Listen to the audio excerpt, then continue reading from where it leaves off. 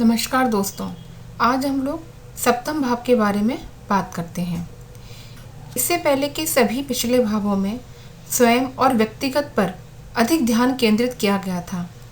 पहले से छठे भाव ये बताते हैं कि तुम किसको प्रेजेंट होते हो, लेकिन यहाँ से अब ध्यान स्वयं से दूसरों तक यानी कि भागीदारी में बदल जाता है। वास्तव में यह भाव ये बताता है कि आप रिश्ते में क्यों और किस प्रकार लिप्त होते हैं। कालपुरुष की कुंडली के अनुसार इसमें तुला राशि आती है, जिसके स्वामी शुक्र हैं।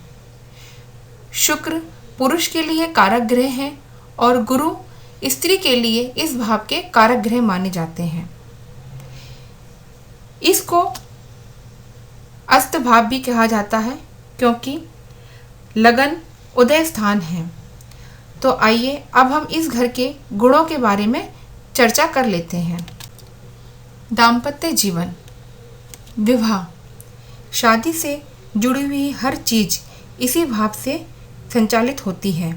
जल्दी विवाह होना, विवाह में देरी, विवाह कब और किस उम्र में होगा, किस दिशा में, कैसे परिवार में होगा, इन सब बातों का विचार इस भाव से और इसके स्वामी के आधार पर किया जाता है।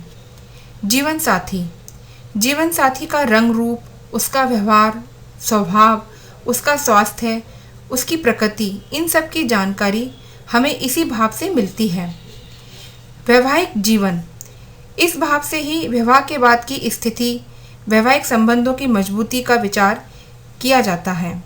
इसी कारण यह भाव तलाक को भी दर्शाता है।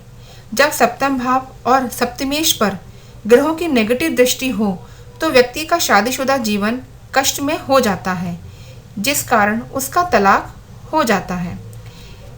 वैवाहिक संस्था, विवाह कराने वाली सभी संस्थाएं सप्तम भाव से देखी जाती हैं। सेक्स लाइफ, श्रीमद् भगवद गीता में मनुष्य जीवन के 4 पुरुषार्थ बताए गए हैं: धर्म, अर्थ, काम और मोक्ष। इनमें काम का संबंध सप्तम भाव से होता है। ये व्यक्ति की कामुक भावना और काम इच्छा को भी प्रकट करता है। सामाजिक स्थिति, जनता से संपर्क, यह भाव सामाजिक रूप से आपकी स्थिति भी स्पष्ट करता है। आपके लोगों के साथ कैसे संबंध रहेंगे, आपके विरोधियों पर आपका प्रभाव कितना मजबूत होगा। यह एक प्रकार से पब्लिक का भी घर कहा जाता है। आसानी से घुलना मिलना भी यही भाव दिखाता है। कानूनी बंधन, किसी भी प्रकार की कानूनी या गैर कानूनी साझेदारी, कानूनी नोटिस, कानूनी झगड़े आदि, इन सब का विचार भी इसी भाव से ही किया जाता है। व्यापारिक स्थिति, व्यापार या व्यवसाय, कारोबार के लेन देन व व्यापार की वास्तविक स्थिति की जानकारी इसी भाव से प्राप्त की जाती है। कॉन्ट्रैक्ट और एग्रीमेंट भी इसी के अंतर्गत आ जाते हैं। पार्टनरशिप, सप्तम भाव व्यवसाय तथा व्यापार से संबंधित अन्य साझेदारियों को भी दर्शाता है। बहुत से लोग अपने काम को अकेले शुरू नहीं कर पाते हैं, जिसके कई कारण हो सकते हैं, जैसे रिस्क ना लेना, पैसों का ना होना, जिस कारण व्यक्ति दूसरों के साथ काम करने के बारे में सोचता है। ऐसे में उसकी दूसरे के साथ पार्टनरशिप कैसे रहेगी, वो तालमेल बिठा पाएगा या नहीं, काम चल पाएगा या नहीं, लाभ मिलेगा या हानि, इन सब का विचार भी सप्तम भाव से ही किया जाता है। ग्राहक यानी कि क्लाइंट्स या कस्टमर के साथ आपके कैसे संबंध रहेंगे, इसका विचार इसी भाव के अंतर्गत किया जाता है। सूक्ष्म कर्म स्थान, दशम स्थान से ये भाव दशम होने के कारण यह व्यक्ति के कर्म की स्थिति को भी दर्शाता है। व्यक्ति का कार्यक्षेत्र क्या होगा, इस पर विचार करने के लिए दशम भाव के साथ साथ सप्तम भाव पर भी ध्यान देना चाहिए।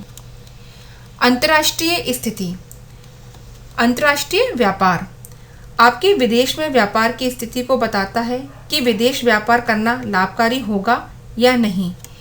विदेश यात्राएं, तीसरे व नवम भाव के अतिरिक्त सप्तम भाव का भी विदेश यात्राओं से प्रत्यक्ष रूप से संबंध होता है।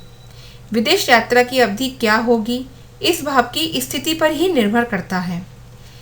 विदेश में प्रभाव व प्रतिष्ठा, आपकी विदेश में प्रतिष्ठा व कॉन्फ्रेंस में प्राप्त होने वाला सम्मान, आपका प्रभाव, ये सभी इसी घर से ही देखा जाता है।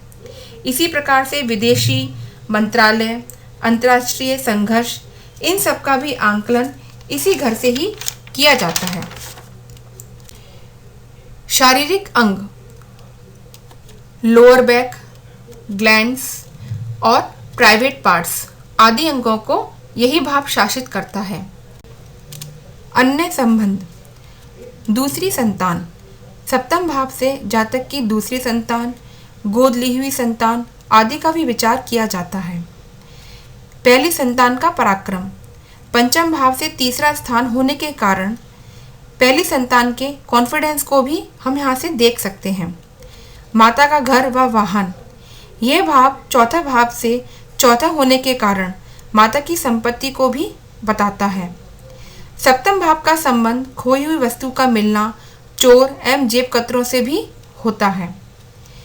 मारक स्थान, प्रथम भाव जीवन के आरंभ होने का सूचक है और सप्तम भाव इसके विपरीत भाव जीवन का अंत या मृत्यु को दर्शाता है। अष्टम भाव से द्वादश होने के कारण यह एक मारक भाव है। सप्तमेश की दशा में व्यक्ति को मृत्यु तुल्य कष्ट होता है और यदि इसमें द्वितेश का संबंध आ रहा हो तो आयु का खतरा बढ़ जाता है। तो ये रहे आपके सप्तम भाव के गुणोधनम। अगर आप लोगों को मेरी वीडियो पसंद आई हो तो मेरे वीडियो को लाइक करें और चैनल को सब्सक्राइब करें। धन्यवाद। आपका दिन शुभ हो।